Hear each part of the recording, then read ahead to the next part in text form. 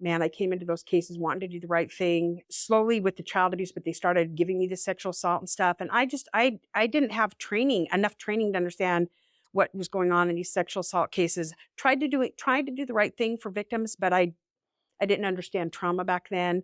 But I had three cases that were very significant in my career that just changed my whole trajectory. My first homicide was a 4-month-old little girl who was suffocated by her dad. He held her face down in a stack of pillows till she quit crying. I thought I got a confession on that case because he told me he held her face down in a stack of pillows till she quit crying, but I didn't get him to say till she quit breathing. And I arrested him and they dismissed the charges. And it was horrible.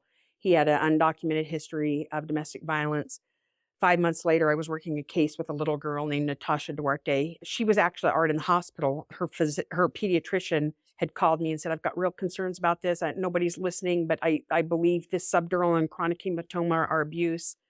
So I got involved in the case. And yeah, she had been violently shaken by her babysitter who had a history of lighting her own kids or her own family's clothes on fire and hitting her husband.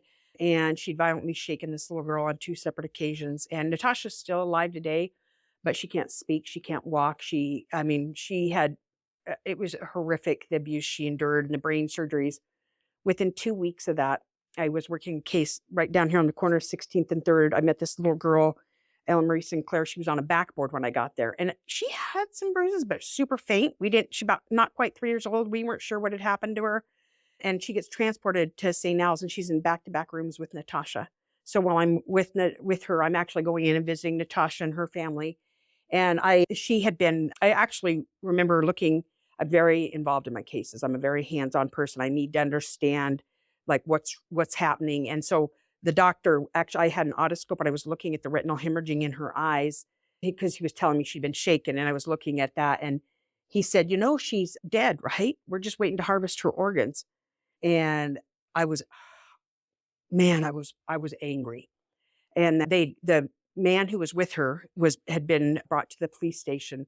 He was violating a no contact order, had over 68 contacts with our agency, the majority of them domestic violence, no contact order, civil protection order violations.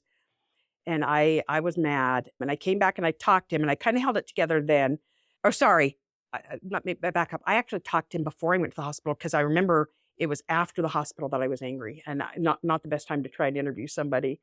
But my lieutenant actually had me come out of that room because the suspect's like, "Fuck you, bitch! You think you got enough to arrest me? Arrest me!" And I'm like, I was livid, and I did arrest him. He went to prison for first-degree murder. But those 5 cases, or those 3 cases in that 5 months, just like they were all preventable. But we needed to do things differently in our community.